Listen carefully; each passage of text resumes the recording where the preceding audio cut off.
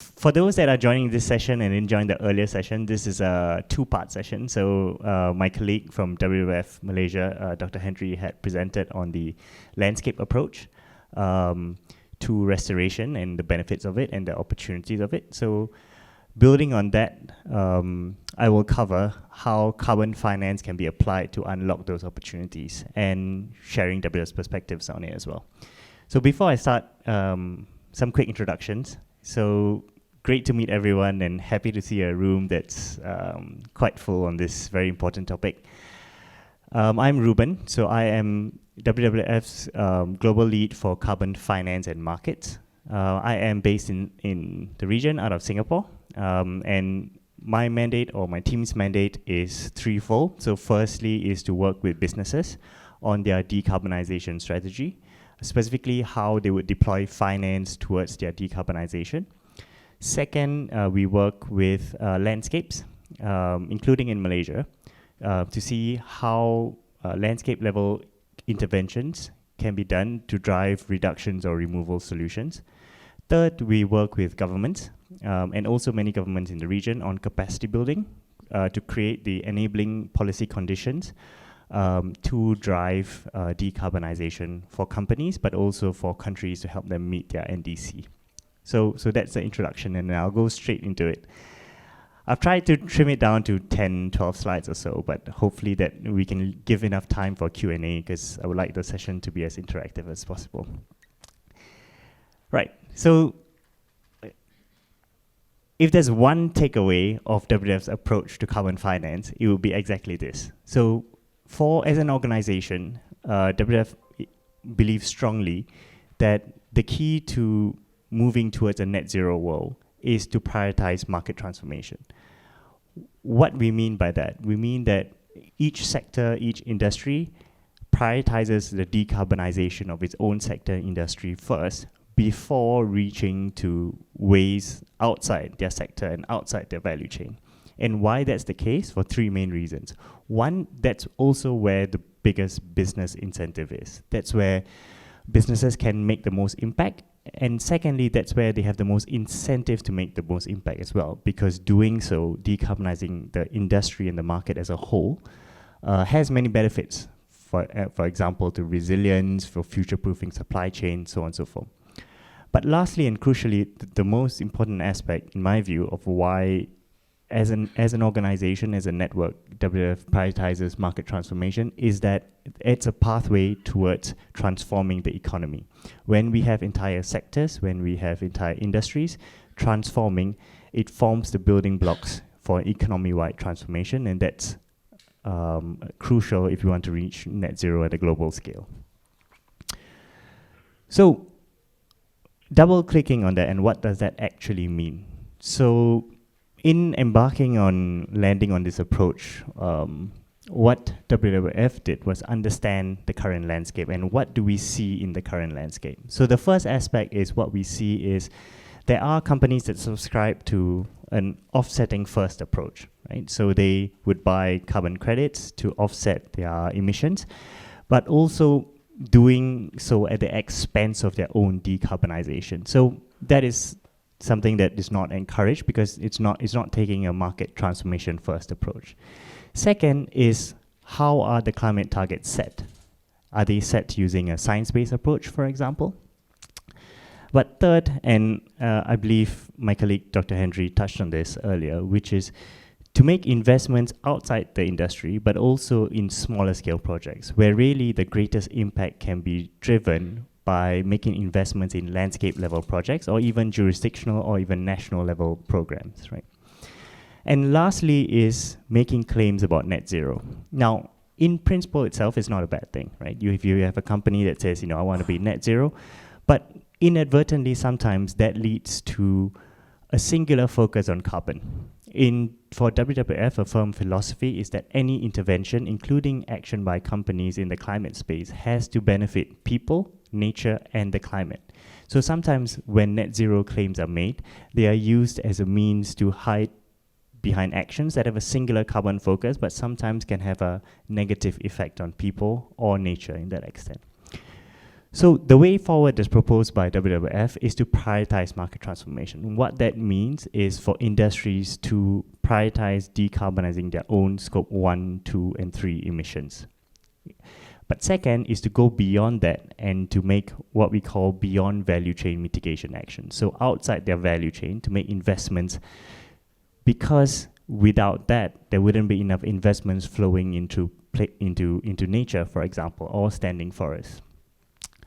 Third, and this is a crucial role for governments and regulators, is about building higher integrity market solutions, recognizing that this is not a problem that can be solved by one company or a pool of companies by itself, but how we can work together to build a common ecosystem that enables such investments.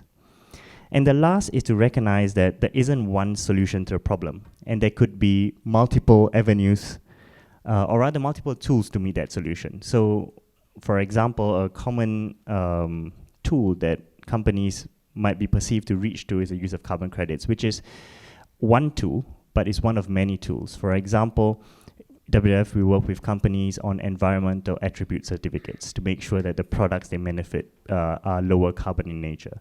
Another tool that companies can leverage is the use of insets, which are carbon credits within a company's value chain, and then they prioritize their investment. So it's to understand what tools are possible and deciding what tool to apply such that it drives the greatest benefit. I think the starting point of this is recognizing that finance is limited, but finance alone is not a proxy for impact, right? Just because you scale finance, it doesn't always translate to an equivalent amount of impact being driven. So it's all about how we can mobilize finance in a way that most effectively and efficiently scales impact.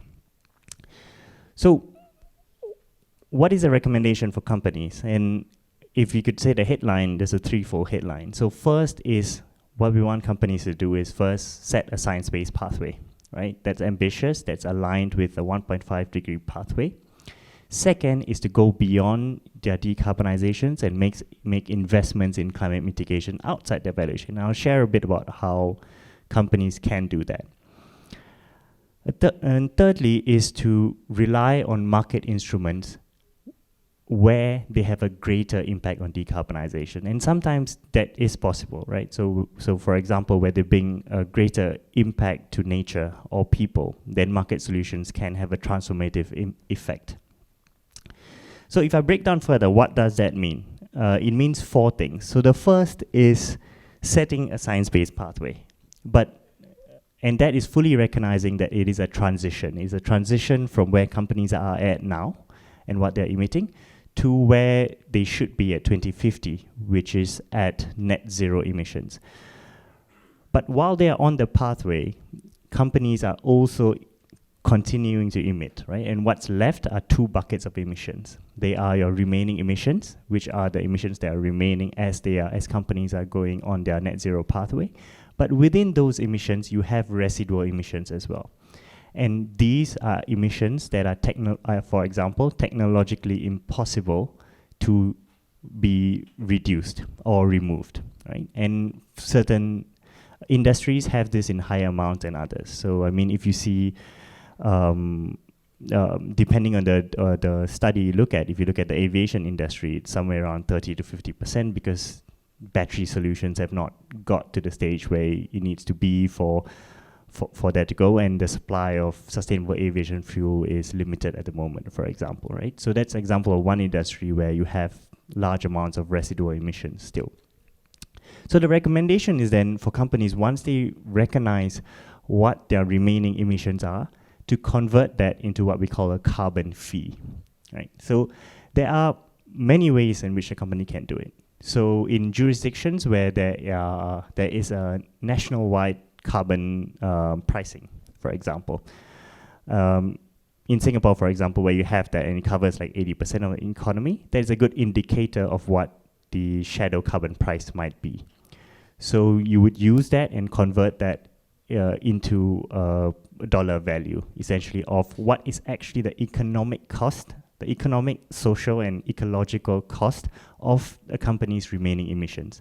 But that's only one way to do it. Another way is that, for example, the financial institutions we work with in WWF found a more practicable way to do is to set a percentage of profit. And for example, some financial institutions have gone about and set a 1% target, where they have set aside 1% of their profit as a way to account for their carbon from their remaining emissions. The third step is to then use that carbon fee, and over a set period of time, 5, 10 years, to continue to make investments in 3 main buckets. So the first is, where possible, to go above and beyond your targets. I think that will always be the goal, because you're focusing on your own value chain emissions, and through that you can drive greater market transformation, or at least within your sector. But second is to recognize that sometimes, or more often than not, indirect investments into decarbonization solutions can have a catalytic effect, right? So, for example, investments into R&D, or ecosystem building, or stakeholder consultation, they sometimes can have a synergistic effect and a multiplier effect to decarbonization. So, but converting that remaining emissions into the carbon fee gives the companies the flexibility to also unlock these solutions, and is not seen as just a role that should be provided by NGOs or governments, and there is a role for corporates to play in this space as well. And third is to invest in high quality mitigation outcomes. This could take, for example, carbon credits, right, which are outside the value chain, but they are a way for companies to account for the remaining emissions once they have met their targets. Now, what's also within this space is for companies to account for their residual emissions. So even in a 2050 period, there would be residual emissions depending on the sector they're in. It's just about how high that is. And in WWF, we believe that those emissions, aligned with SBTi, of course, can be met with high quality removal credits, because you are investing in carbon credits that are removing emissions from a particular sector, and is used to counterbalance the residual emissions that no matter how much you try or pay for, you can't decarbonize. So that's another example of investment into quality mitigation outcomes that could happen.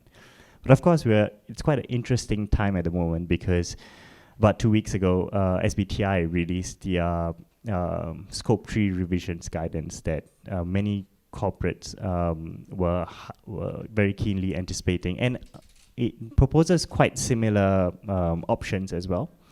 And it goes into further granularity. So one of the options proposed is, if you are a land sector company, for example, then you have to rely on land sector credits to removal credits to meet your residual emissions. Again, this is coming from the place that investments in like-for-like sectors brings about a market transformation within that industry. But that's one of 3 options that is, for example, being proposed, but it comes from the same philosophy as well. And the last ask of companies is to report transparently. And there are multiple frameworks. I mean, there's a lot of effort being undertaken, and also has progressed to a stage where it's largely uniform. But basically, the recommendations are for companies to report how much they have reduced, how much they have removed, and how much credits they're purchasing. So it's to be public about it, and to not just set a target claim or to set a net zero claim without these reporting metrics, because that gives a better idea of how a company is making its investments, and also gives a better idea of how these investments are impacting people and nature. So moving to the second part, which is, so we're quite clear what the recommendations for companies are. So what should governments be doing? And we think there are 2 key roles for governments to play in this, and this is governments in a broader sense that also includes regulators. So first is recognizing the importance of designing policy instruments that can first set a price on carbon, but second, over time, increase that price of carbon such that it is a driver for decarbonization within that jurisdiction. So that's the first critical role that companies can play, right?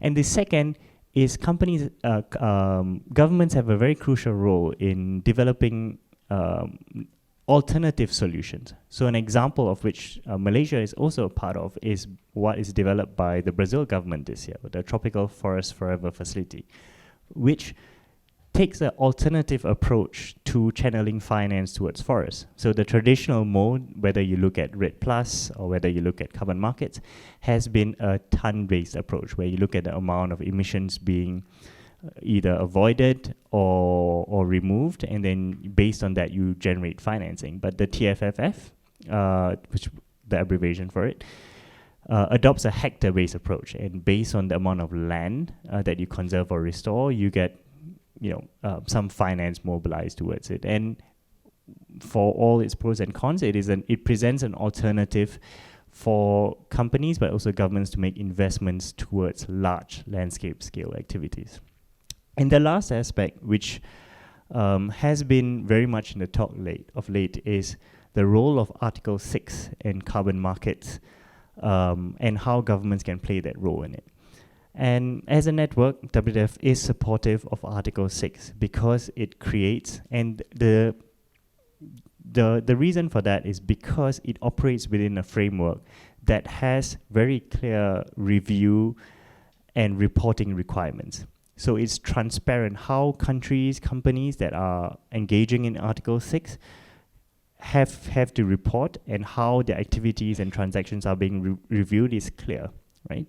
And as long as the use of Article 6 sticks to its objectives, which is to go above and beyond climate targets and to encourage more ambitious climate actions, then as a network, WWF is supportive of it. But that's a role that governments can play, which is about setting the domestic frameworks and regulations to enable and unlock high quality projects. So for example, I mean, within the network and within my team, we support many governments on this. And one area where we support them is about identifying sectors that are suitable for Article 6, because it's meant to use towards high hanging fruits, right? So the activities that wouldn't otherwise happen domestically, and then you have to leverage international markets to do so.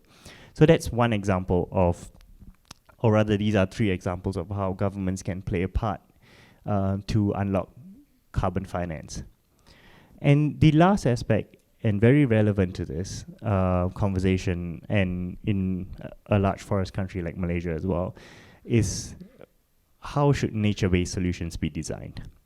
There are 7 key elements, which I will come to it, but just you can broadly envision them in 3 main buckets. So the first is that the emissions reductions or removals has to be verified, and the nature-based solutions has to be designed in a way that enables robust MRV, monitoring, reporting, and verification, but also that it produces very real outcomes. So it needs to be real, it needs to be additional. Second, people are at the heart of nature-based solutions, and without that, you can't unlock credible and sustainable nature-based solutions. So all the projects must follow a human rights-based approach, and they must also be designed in consultation with indigenous people and local communities. I think in many of the cases where WWF is engaged in nature-based solutions and markets, we take a people-centric and people-first approach, where the community is engaged and very much being part of the project from the get-go, or the intervention at the get-go, right? And all these comes from the notion that we should be quite clear what the elements should be looked at. And these are the 7 key elements that, as a network, WWF stands behind, which I've touched on the human rights-based approach, but also, especially with carbon, and especially in carbon finance, where you are, for example, looking at a limited form of offsetting for residuals, for example, this issue of planned and long-term financing is crucial. Because, for example, certain methodologies require monitoring of a project for over 40 years, right? Because the emissions are being used for offsetting, and you need to ensure that there's permanence in the project. Right. So for that to practically happen on the ground, projects need to be financed in the long term. And there are good practices that we encourage. So for example, also picking an example from the region, there is a project, a restoration project in Vietnam that supports that has, from the get-go, a 20-year commitment of funding. And what that has translated to, it has translated to greater impact on the ground because the interventions can be planned for in the long term. But you only can do that when you have a very clear financial projection, but also financial security in that sense, right? But that's not a role that companies or project developers can do alone. And that's where the financial institutions come in. Like, how do we... So in WF, for example, we're thinking about how do we work with financial institutions to create financing models that would give reassurance for interventions on the ground, that those interventions can be refinanced over a long term, right? That gives the project developers security that they can look at things like, how do I ensure permanence for 40 years? And the last, and a good segue into what I want to cover, which is the opportunities in Malaysia as well, is that interventions should be implemented at scale. And it's not to say that small-scale projects are not good or they shouldn't be encouraged, is that generally the problems with carbon finance are mitigated when projects are implemented at the landscape scale, the jurisdictional scale, or even better, at the national scale. One of the problems with carbon and nature-based solutions carbon is the problem of leakage, where you have a project and it can be a very high integrity project, but because it is done at the project level, you are driving the deforestation somewhere else within the jurisdiction, for example, that is not being looked at. So one of the benefits of working at the landscape scale, where you're looking at entire ecosystems, or the jurisdictional scale, is that you can mitigate that because you're monitoring at the entire jurisdiction level and you're accounting for any leakage that happens, so to make sure that if the 1 ton is removed, it is removed in 1 ton and is not being, released in another part within the same jurisdiction.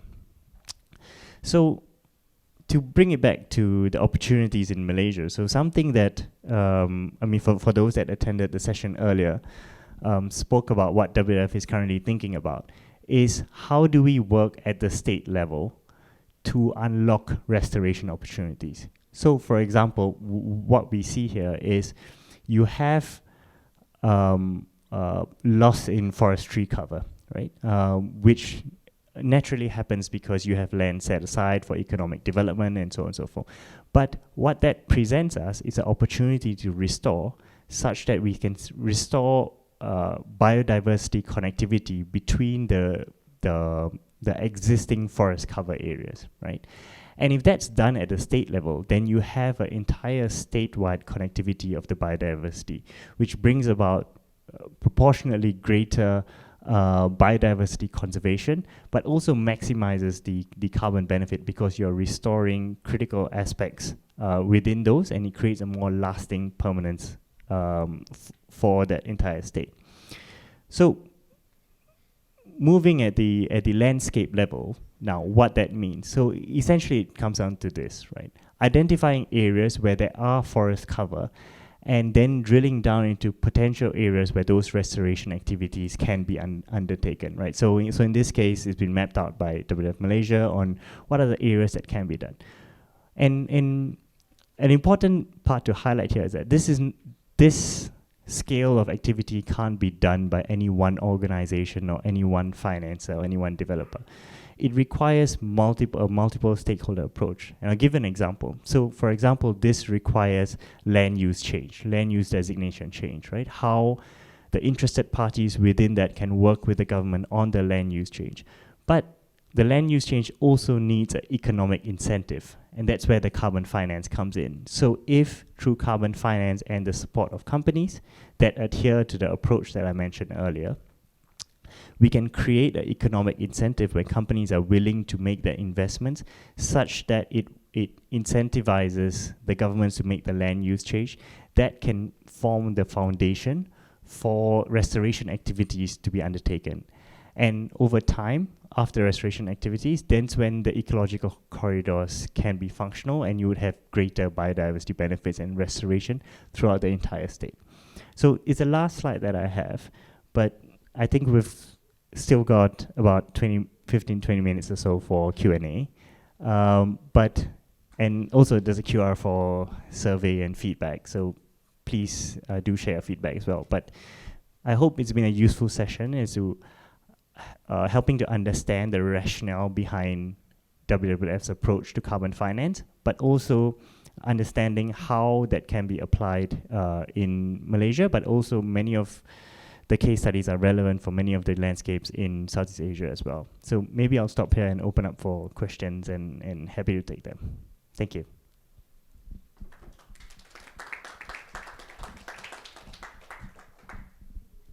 Yes, sorry.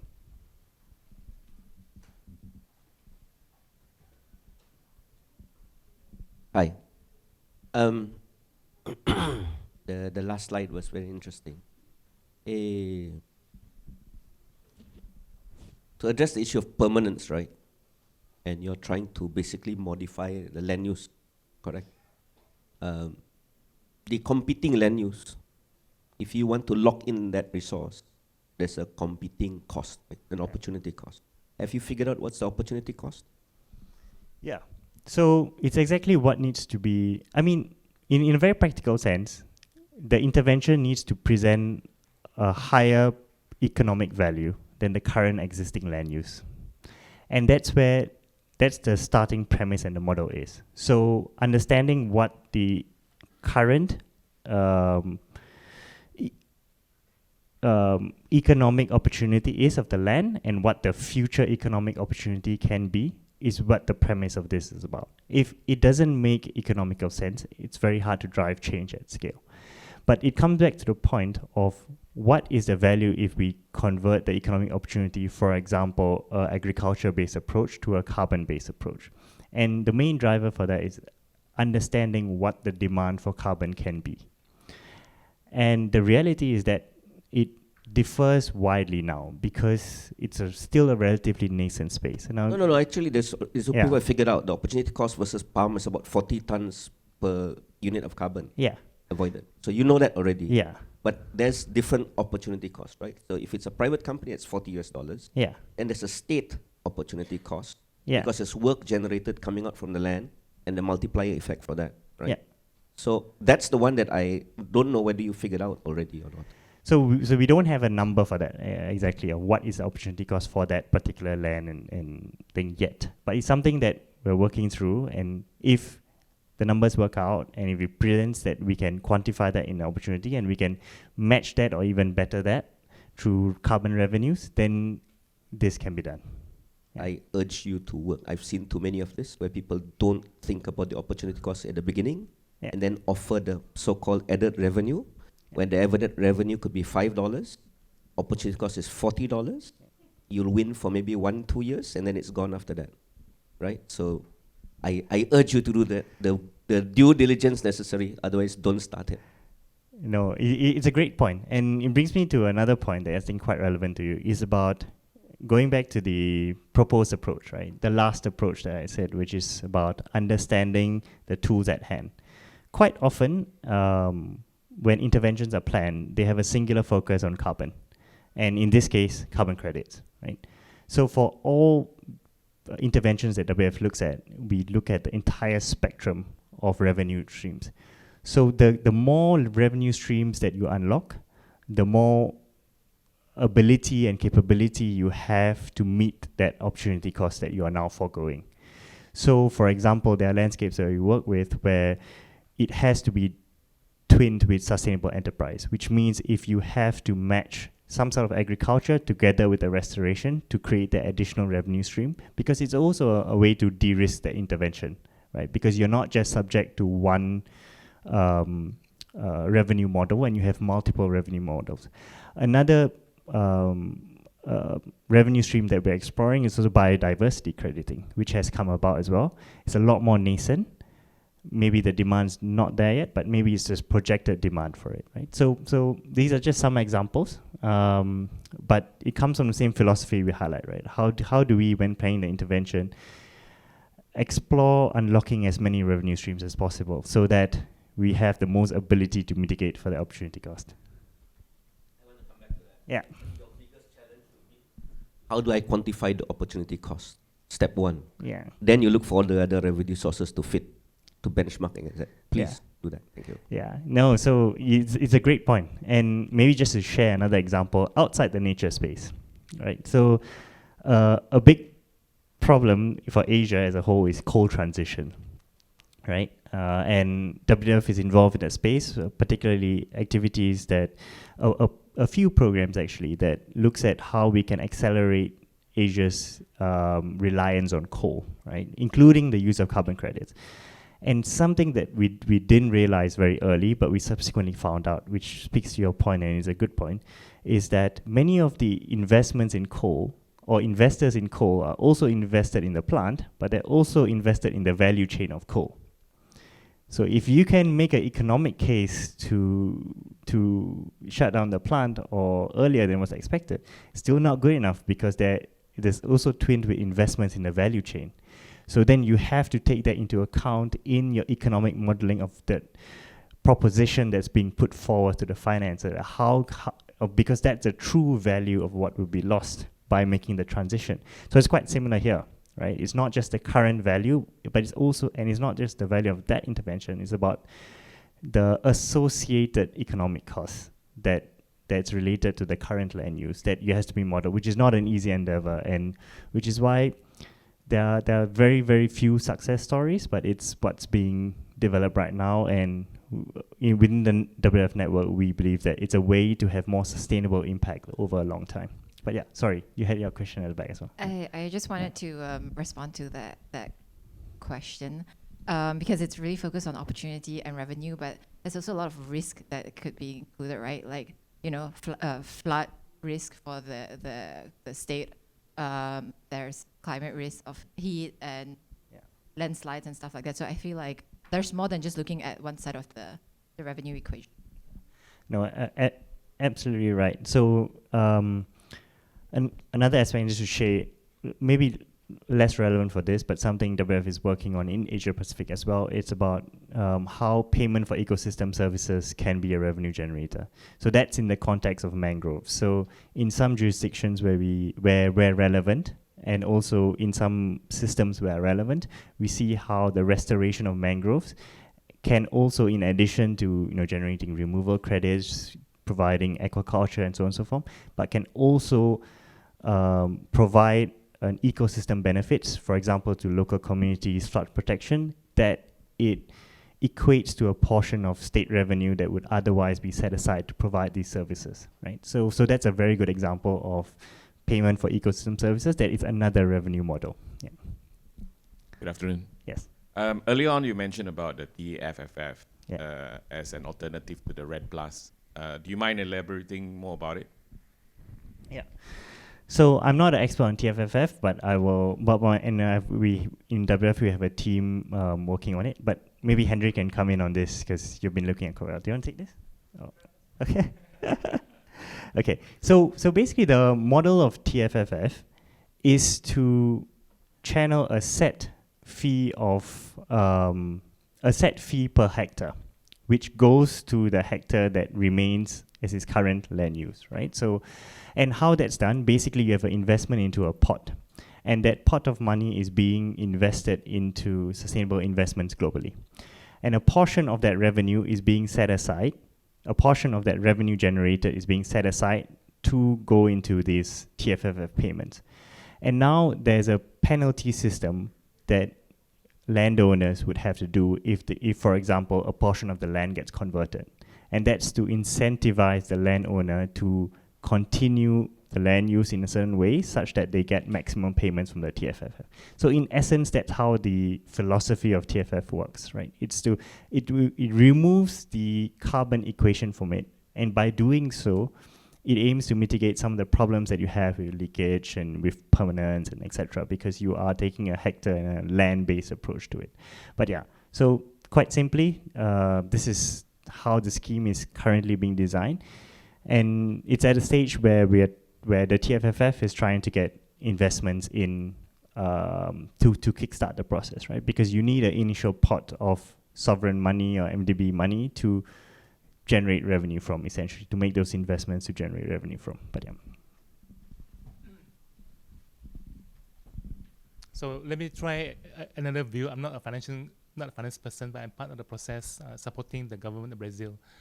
So it was first introduced in Dubai in the COP28. It was presented in the CBD last year when Malaysia's Minister Nick Nazmi attended and is supporting it. And hope is to be launched in the COP this end of this year. So there is this. Really, there's a need to support the remaining forests that we have at the Amazon, Congo, and parts of Southeast Asia. The ambition is to keep this forest standing about at least 1 billion hectares, right, through all these 3 continents. So the amount to be, the ambition to raise is 125 billion. Two portfolio. One is 20 billion will be raised from the sponsor countries, the UK, Germany, France, Norway, UAE, and US. They will put the 20 billion first. So this attracts the private sector financing, which is 100 billion. So they set up this what we call tropical forest investment fund, bring money in, and then that money then used to reinvest into projects with return, with preference of nature positive investments. So the return would then be paid according to this waterfall context. First payment is to pay the financiers, the private sector financing to the bonds, so on and so forth. The second tranche of payment will be paid to the sponsor countries, the government countries, and the last portion is paid to the tropical forest country, the Amazon, Congo, and so on. And the value is at $4 per hectare, the proposed value, and there's a discounted penalty. So if you have deforestation, then you pay 100 times or 200 times more. But you are forfeiting future payment. But the places that have been deemed as deforested, after you have undertaken this restoration and so on, 10 years later, it will be deemed as forest. So why it's called forever? Because the money is meant to be invested forever and the return is just perpetuating itself. What is attractive to governments is that this is a grant. There's no repayment back. It's also built on the condition that you do not replace existing money. So example, in Malaysia, we have the ecological fiscal transfer, the EFT, from federal, my money, your money, to the state government of 250 million per year. So that money cannot be taken off. So it's building on top of that, right? So using the example of Malaysia, so the first part is the EFT, 250. It will continue if Malaysia participates in this. Then based on the $4 per hectare, we have about 18 million hectares of forest. So exchange rate and so on, so we will get about 315 million. So on top of the EFT, you got 500 plus million, right? So this building on, yeah, and carbon tax and so on and so forth. But I think the skeptic that we have is that who is going to invest the money, right? So that's why we want the government to put the money there first. There are already discussion, and that discussion has taken place for a year now. It's being developed by an interim steering committee. The members of the interim committee are from these two parts, the sponsor countries and the tropical countries. So we had a meeting with those guys yesterday, led by Nick Nasmith, our minister. So we now have a version 2. What's been just launched yesterday, I think, was the day before yesterday, was the version 2. They will take all the feedback from stakeholder consultation, experts, and so on, and they will develop it to a version 3.0, something around May. So the interim committee comprises representatives from the sponsor countries and the tropical countries, are supported by professionals from the World Bank, from, I don't know who else, UNDP, some financiers, yeah. And the idea is it will be a AAA rating under World Bank, yeah, because you guys wouldn't want to invest if it's not AAA, right? So we are working with governments. We're supporting this process by trying to provide the credibility to the system. Most of you wouldn't believe in governments, so you need a third voice. Third voice is an NGO like us, who then, I mean, earlier on, right, we share the information, right? So a lot of you missed the first part of the presentation that leads to this, what Rueban is talking about, right? So the TMF is the opportunity led by Lula, who is hosting it. And Lula is, I mean, we all love Lula, right? Knowing what Banosoro happened in the past, it's like, you know, it's it's the person who replaced Trump in the future, right? We needed so badly to support him. This is the last chance, because next year Australia is hosting the COP. Australia has its own commitment, so we wanted so badly to support Lula, and Lula has spoken to our Prime Minister, and their environment minister has spoken to our environment minister, so we are all working along this. Tomorrow I'm speaking to our patron Sultan Nazrin and seek his advice. Because Sultan Nazrin and part of King Charles and some of the royal families in the Europe are our patron. So we were thinking of organizing a high-level, very persuasive moral authority. So convene a meeting where the likes of the chairman of the investment fund would say, look, because you have twisted us, we would invest. So this is some of the things we're talking about. So a lot more needs to be done, but I think for our own sake, for our own survival, please invest in this. Just an add-on question to that. You mentioned about $4 per hectare on an as-is basis, and a penalty of 100x for okay. What about if this place is already a depleted area and you actually do conservation work? Is there a 100x for that conservation work? It's just to support standing forests, but there are some criteria for eligibility.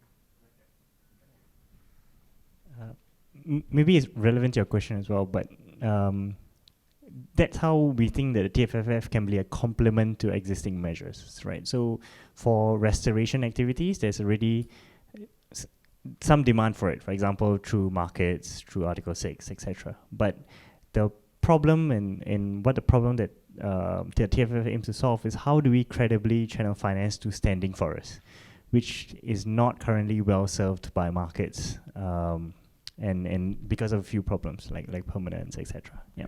Just one more point. Use the example. So the monitoring system using satellite analysis. This map is developed from satellite analysis, right? So all the green color are according to this context, right? So deforestation will be further less forest and so on. But the idea is that you can still do carbon credit, you can still do your biodiversity credit, you can still do a lot more things. This is money as a grant given to the countries to keep the forest standing. Yeah, $4 is nothing, right? Yeah. It's very little. But it's a complementary to us, and there's no commitment to repair back. It's when I first heard about this, I asked my colleague, is this a scam or what?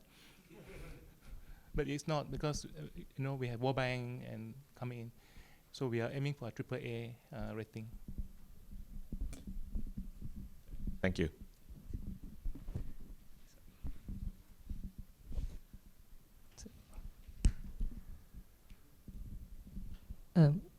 My question is, with most of the SBTs, including for the forest and agriculture sector, requiring decarbonization first, and just offsetting residual emissions, do we then see less funding for restoration projects because they can't use that to claim against Scope 3 reduction?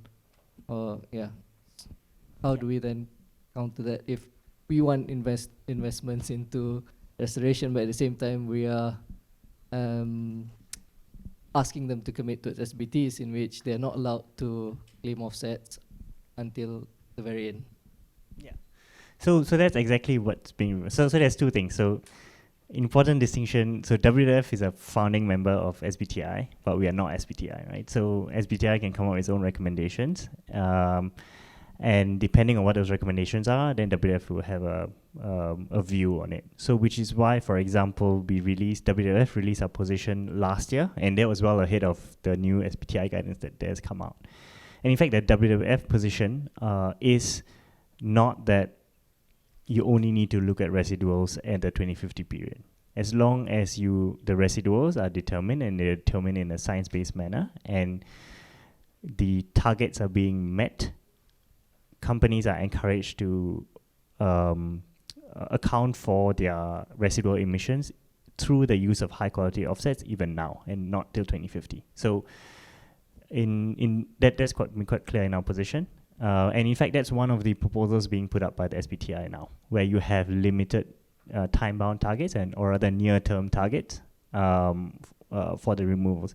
Because the reality is investments need to be made now as well, and not just at a 2050 period, right? And in recognizing that, and those investments need to be in both nature-based and tech-based solutions. But a key concern is that shouldn't come at the expense of meeting your targets, right? So that's encouraged after you've met your reduction targets, and then if companies are then encouraged to also account for their residual emissions, which in theory would be a greater proportion now than in 2050. Yeah.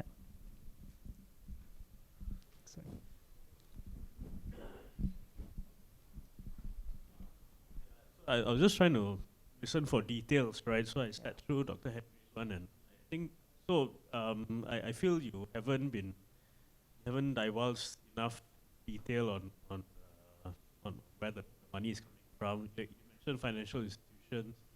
How are they actually involved? Can you reveal who they are? I don't know. So I'm from OCBC, and we are looking at this.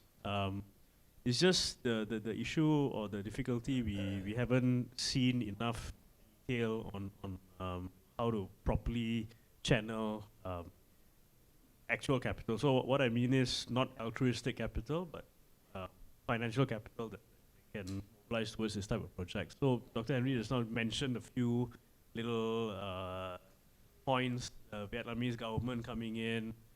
You mentioned 20 years commitment. So I mean, there's bits and pieces, but I'm unable to see a very clear picture of it. Yeah. So maybe I can share with you an example that more concretely highlights the difficulty, but also how we're trying to overcome the difficulty. I think the reality that in WF that we recognize is that no one pocket of fund is a financing solutions for a landscape level intervention. So an example, what WF is doing in Brazil, and this is an example that has been going on already, is at the entire state level in the state of Espírito Santo, where we are essentially, it's a bit like the slide we had earlier, where throughout the entire state, restoration activities are being undertaken to connect existing forest cover to create wildlife corridors, and it's extensive to the tune of a few 100,000 hectares throughout the entire state. And the initial funding, and the problem with restoration is that typically about 50% of the project cost happens within the first 3 to 5 years of the project. But that's also the point where no bank wants to finance you, because one, it is very high risk, the saplings might die, etc. But two, very often the people that are doing restoration doesn't have anything to offer in the collateral, right? Typical financial institutions, you either need collateral, or the third problem is the financial institutions traditionally expect cash flow, right? So against projected cash flow that's already being realized, and that gives you a basis to project, then you can raise debt for it. But that's not possible, because with restoration, you don't generate credits, for example, until 3, 5, sometimes even 7 years, right? So in that case, what WF did is worked with the state government so to provide 50% of the project costs upfront. So they've agreed to provide state funding to cover the 50% in the prospect that that project would be refinanced by financial institutions and banks to do so. But that's not enough. So what the banks expect and need, and rightly so, because they're also trying to manage financial risk, right, is that they need someone to commit from the offset that they would offtake the credits at a certain price. So now what we're working with are international players, your tech companies and large purchasers of high quality credits, because it's done at the landscape scale and it's at the restoration scale, to give advanced market commitments, which provides a very clear projection of cash flow that now the banks are interested to have that conversation of, okay, let's talk about investing and refinancing that project, of which then the state gets back the 50% that they said. So that's an example of how WF is working with in a very concrete level, and that's what we're trying to replicate in Asia as well. But of course, coming back to my point on the difficulties, is also that this reinforces the point that you can't just have a single sector working on it, whether it's private sector or the public sector doing it alone. It needs a coordinated approach, and that's where WWF sees our role as a convener to bring together the private sector and the public sector, like how we're doing through the TFFF, to unlock that solution. Because it's complex, and you can understand why the private sector is not willing to be the only entity absorbing that risk as a whole. Yeah. I hope that answers your question. Yeah. So you are asking for details, right? I can just mention that when we receive grants, right, first of all, it's always an expression of interest, and our project have garnered a lot of interest. A lot of philanthropy and Indian investors are already there, right? So I think we just show the Sabah, the tower landscape. So just to show an example, when we first working with Sabah Softwood earlier, this is actually a corridor about 1,000 hectares of titled land, right? The company is already invested 100 hectares. 1,000 hectares is a lost opportunity of tens of millions, right? If they plant palm oil. So because of this project, Unilever came in and supported us. Said, okay, we would undertake restoration in this area, because the land it's free money. Right? It's a free land given by the company to do that, right? So we had got 1 million British pound from our colleague in the UK to work on this project. It's their money given to us, and we have HSBC and so on and so forth. Now what I'm trying to say is that you don't have the details coming out unless there's a commitment to give funding. We worked with P&G for about a year and a half for tiger conservation, and it was a long discussion between the London office, the Singapore office, and the Cincinnati office in the headquarters that eventually gave birth to a $6 million project. Yeah, the details wouldn't be there, right, unless you are committed and you work on it, right. All these projects are co-designed. So you want to work with us, it's co-design, but it's already underpinned by a lot of money invested in this place. I mean, government has already set aside protected areas. If you plant this on palm oil, your billions coming out of this place. It's a lost opportunity, rather. Yeah, and we must recognize government has already invested in terms of good policies, right? And they give assurance. So I would say that details wouldn't come. You know, a lot of my narrative is about telling compelling stories. You get excited, then you work with us. Yeah, and then how much money are you talking about? Look, we have foundations coming. I always ask them, how much are you thinking about? If you ask for 500,000, you give 500,000, it's a 500,000 project. If it's a 10 million project, it's a $10 million proposal. Yeah, I mean, there's a scale of work that we do.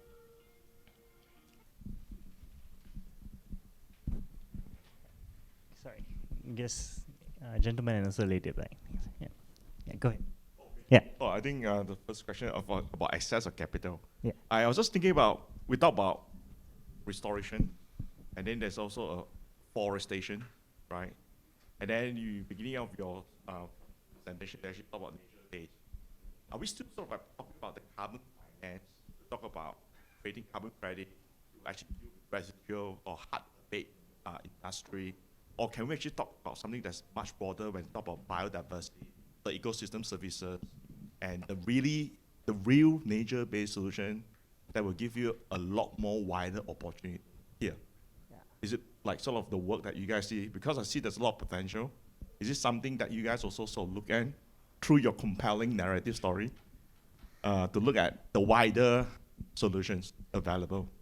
No, actually it's like music to my ears, because that's what we say, right? I mean, I think sometimes you need to sort of distinguish between what's front and center in the media versus what is the reality, right? So for example, if you look at, and going back to your point on SBTI, right? There are over 8,000 companies that are SBTI. And if you look at the amount that companies spend on decarbonization, between that and the size of the voluntary carbon market at the moment, it is vastly different.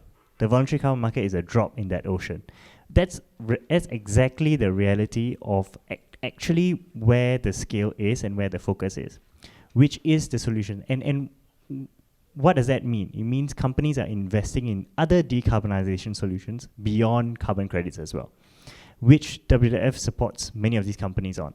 So example, reducing their own scope 1 emissions, for example, by encouraging energy transition, more sustainable agriculture practices, and so on and so forth. That's where most that we see in the companies that we work with, most of the finance flowing. But that's not to say, again, that carbon credits cannot be the solution. It can be the solution, but we need to be clear that it is a solution for a problem that can't be solved otherwise, right?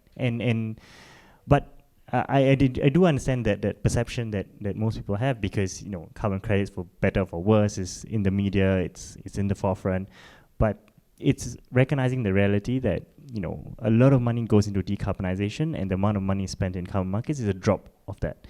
It's not saying that it will remain a drop. The closer we get to 2050, in theory, the harder it is you're going to be to decarbonize, and the likelihood of you reaching for solutions that are outside your value chain is going to be higher. So the current reality is not a reflection of what the future will be. But at the same time, where we're at now, and I do believe myself as well that it will be a proportion, and always will be a small proportion of the money that goes into value chain decarbonization. So to elaborate a bit more about that, is exactly what we're doing in WWF. Our focus is a lot on, for example, environmental attribute certificates, right? How do we monetize and how do we create value for companies that are actually doing decarbonization of their supply chains? Because that can translate into something that has a higher value than otherwise, right? So insetting is an example where we help companies use carbon credits, which we think is a credible tool. Like, a common misconception is that carbon credits are equated with offsetting, which is not the case, right? And one is you're talking about a currency, which is carbon, and offsetting is a use case, right? Which is how are you using that currency, right? But carbon credits can also be a credible way for companies to monitor and measure their own value chain emissions reductions. And in fact, it's a credible way because over time, what the carbon markets have done is to develop more and more credible ways of doing monitoring, review, validation that you might not get otherwise during just investing in direct decarbonization. So sometimes it can be a more permanent way to ensure that the emissions reduction has happened. So it's really about understanding the tools that companies have at hand and applying that tool in the most credible way possible. So that's what we believe in, and you're absolutely right. Yeah.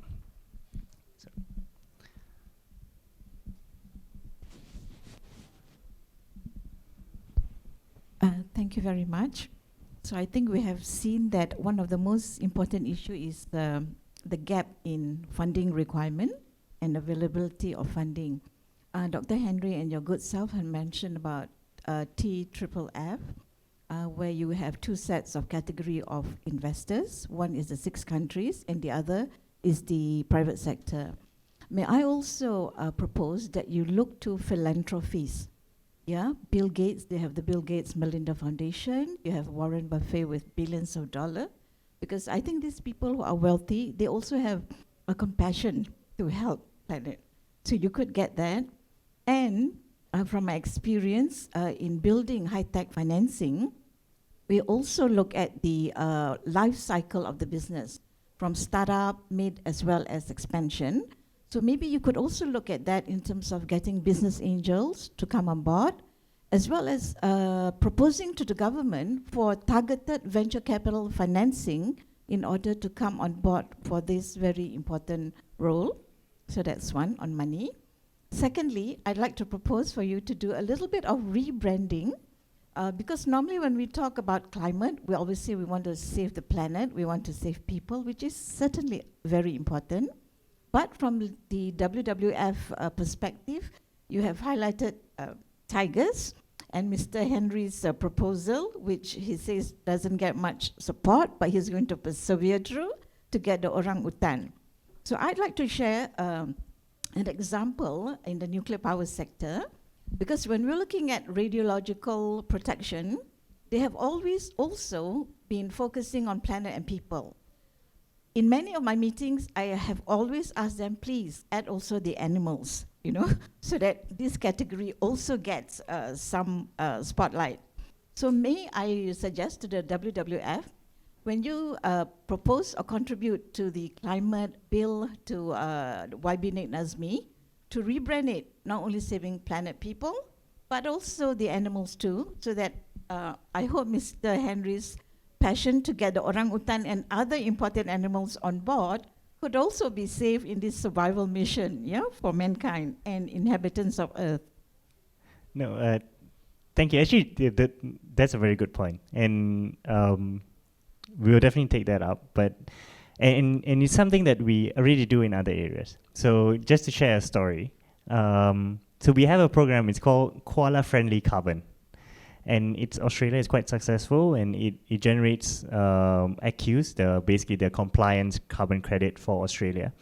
But how that project is structured, the whole project is structured around koalas.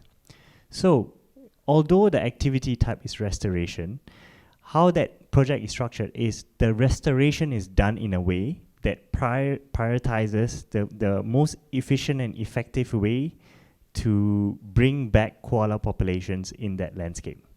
So it's not taking a most commercial, economically viable model of planting and restoring, but it's structuring the project in a way that best benefits the koalas. So you plant particular species type, you plant in a certain way that prioritizes koalas, and actually what we have seen, encouragingly, that translates directly into a higher price for the ACCUs.